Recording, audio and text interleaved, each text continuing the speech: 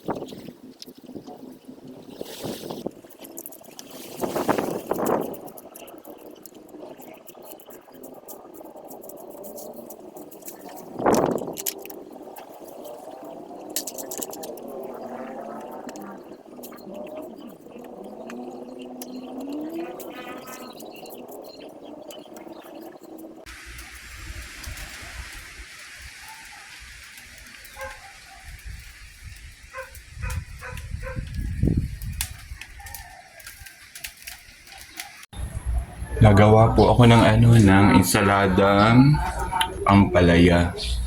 Mahilig po akong gumawa ng ensaladang ampalaya, lalo na po pag marami pong ampalayang binili. So sayang naman po kung manlalambot ay akin pong ginagawang ensalada. Sorry po ang ginagawa kong. Sorry po, papakita ko po sa inyo ang paggagawa ko ng ensalada. Napagayat na po ako bigyan ko po ng kamatis, sibuyas, bawang, suka, kaunti pong asukal.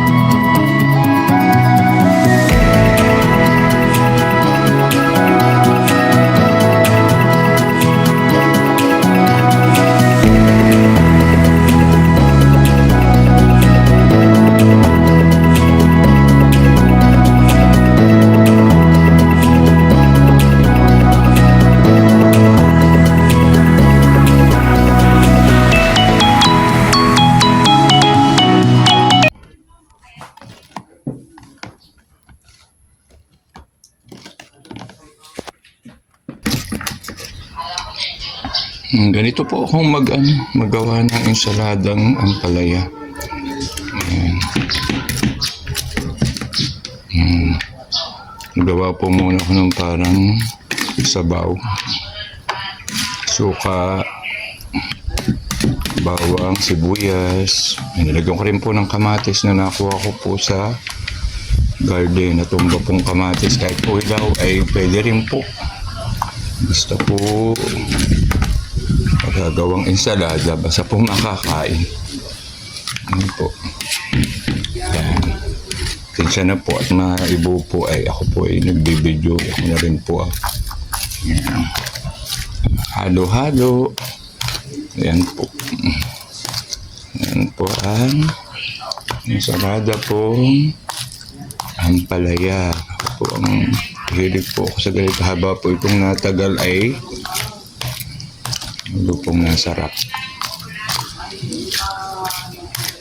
Po, okay na po. Ayan. Kakainan po uli ng madami. Basta ako po ang nagawa din Kaya pong mami, gusto po rin mga garni. Ayan. Kasi po may nagbigay po ng ampalaya. Ay marami-rami po. Ay dadalwa naman po kaming kakain. Ay manlalambot po. Ay ginawa ko na pong ensaladang garni. Oh. Nalagay ko po nalagay po mamaya sa rep, pwede lalo na pong nalagay po sa rep, lalo na pong masarap.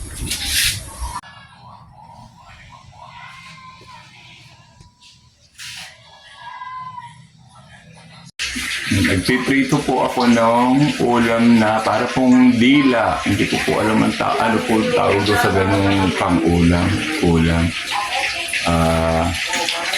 Sabi po ng mami, dila. Hindi ko po alam kung ano yun. Kung ang gayat po ay para pong nakalawik na dila.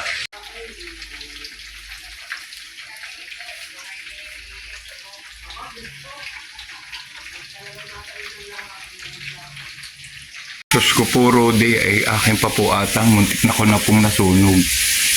Yan po ang aking niluto. Naku, muntik ko na pong nasunog. Okay ka po ang garning luto. Hindi po ako masyado pang magaling magluto. Muntik ko na pong nasunog. Ay, maitim pa po sa akin.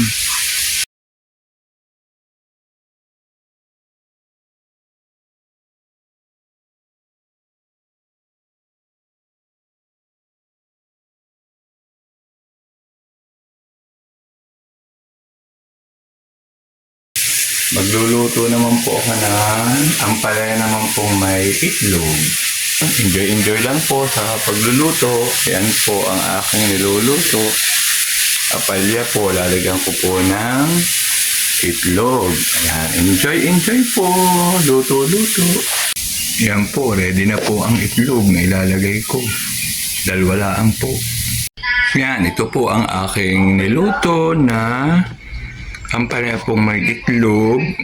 At rin po naman ng aming hati po kami. Tinabi ko po muna yung iba dahil mamaya ho namang hapon. Yan po, Diyos ko po, buti po at ako'y munti ko na pong masunog. Okay din naman po. Sarap na din po. Ito naman ang niluto kong kanin. Madali pa pala pong magluto pag sa rice cooker. Ayan, natuto na po akong magluto. Dahil nung nagtuturo po ako uuwi lang po ako may pagkain na. Ngayon po nung mapatigil na po ng pagtuturo, natuto na po. Nakakaaliw naman po pala ang magluto.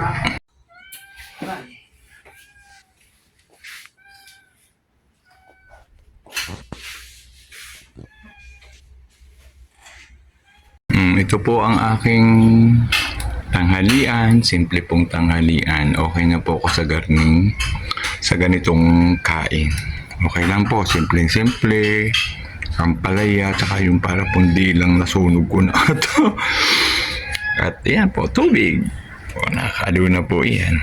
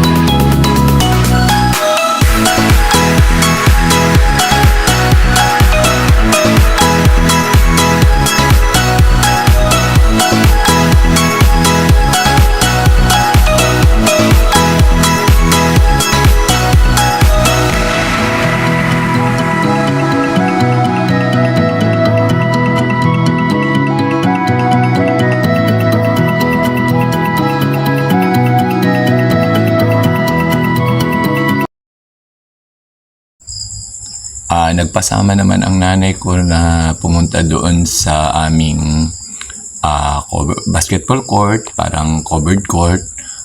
May ang mga senior, may payout na payout sa kanila. Di naman pala kalakihan ang bigay, pero okay lang yun dahil pandagdag daw naman ng nanay ko sa pambili ng kanyang gamot. Tama lang yun. Tsaka aring nanay ko tuwa at dahil maraming makakadaldalan, madaldal ho ari, kaya maraming makakadaldalang mga kapwa niya senior.